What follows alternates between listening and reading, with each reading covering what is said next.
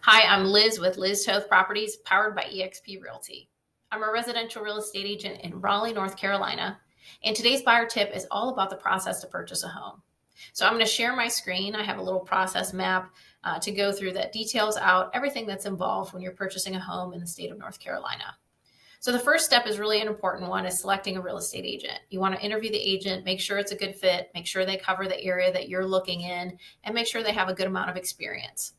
Once you work with that agent, you get established. I usually recommend a local lender that I work with, and you go through the process to obtain a pre-approval. And that's an important step because that'll tell you what your budget's going to be. And once we have your budget, we go into the step where we're analyzing your needs and wants. What do you want in a home? What are your needs? What are your must-haves? Those types of things. And that helps me develop a search. And I set clients up on an MLS search, and then we both get results of that search. So we can both be watching the homes that are coming on the market. You'll get updated if a home is going to have an open house or if it's had a price reduction.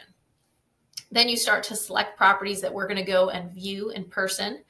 And that's a fun part of the process, getting in and seeing homes. And it helps, I find it helps buyers. The more homes you see, it helps you really hone in on what you're looking for. What is the most important things to you in a home, and what are some things that you may might be nice to have versus must have. Once we find the house, we write an offer to purchase and submit it to the list agent.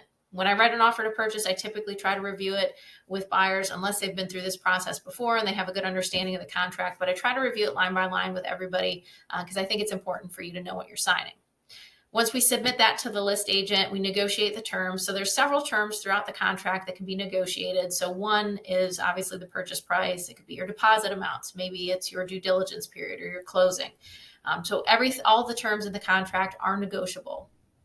Once that contract is accepted, then you are going to pay some money out of pocket at that time. So there's two fees that are due at time of contract. Your due diligence fee, which is paid directly to the seller, and then also your earnest money.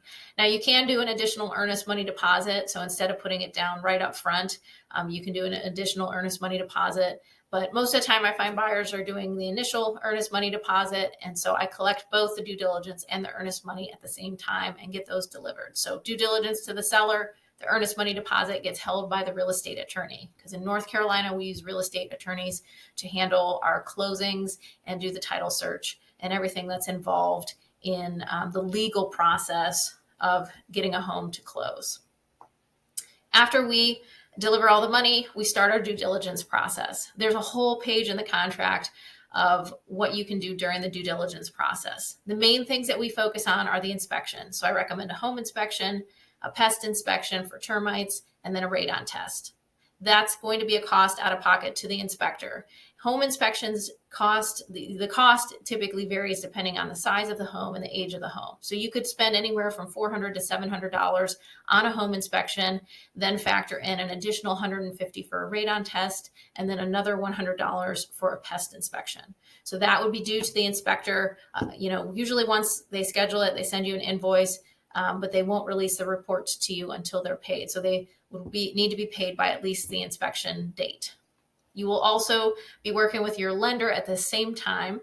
So while I'm ordering inspections and getting that going, you're working with the lender on getting the loan approval.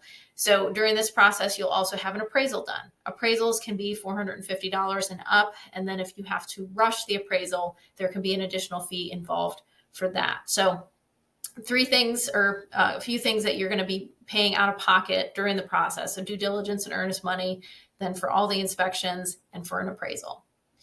Once we do all the inspections, the property survey, all that stuff gets done, we review all the results, and then we discuss if there's anything that you want to ask the seller to take care of. So maybe there's a couple things like safety things that need to be repaired in the home. You want to ask for the seller to repair those.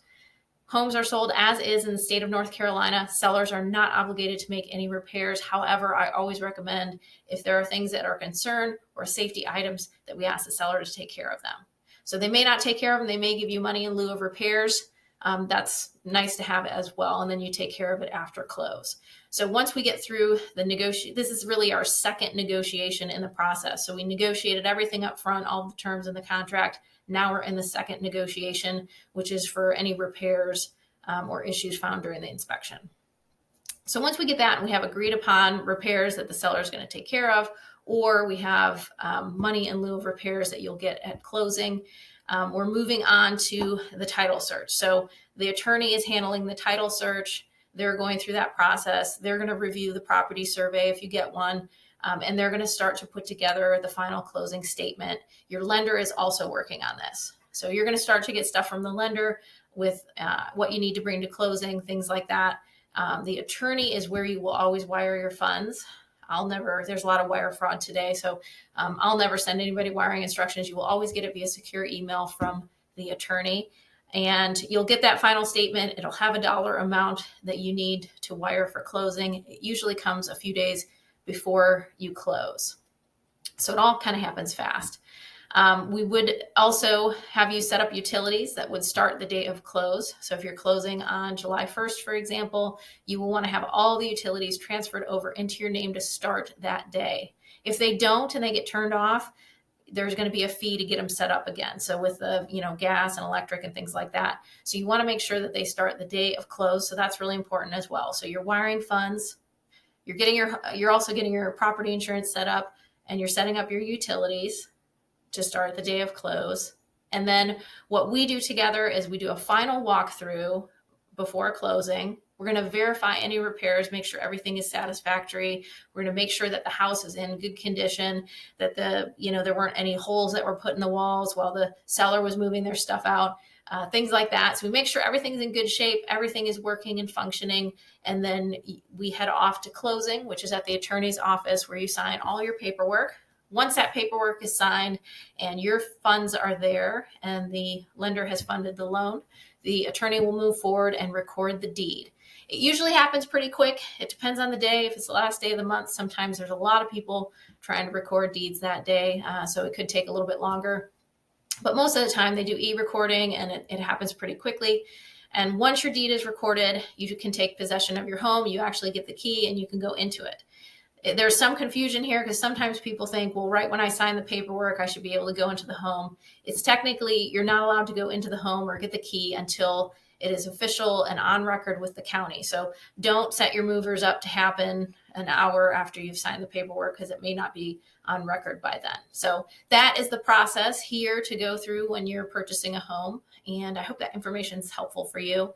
If you're thinking about purchasing a home, or you're looking for a real estate agent, or want to learn more about the area, feel free to reach out. If you want to learn a little bit more about the different cities here, some of the communities, things to do, if you want to learn about what's going on in the real estate market, check out my YouTube channel. You can hit the little bell and get notified anytime a new video is uploaded.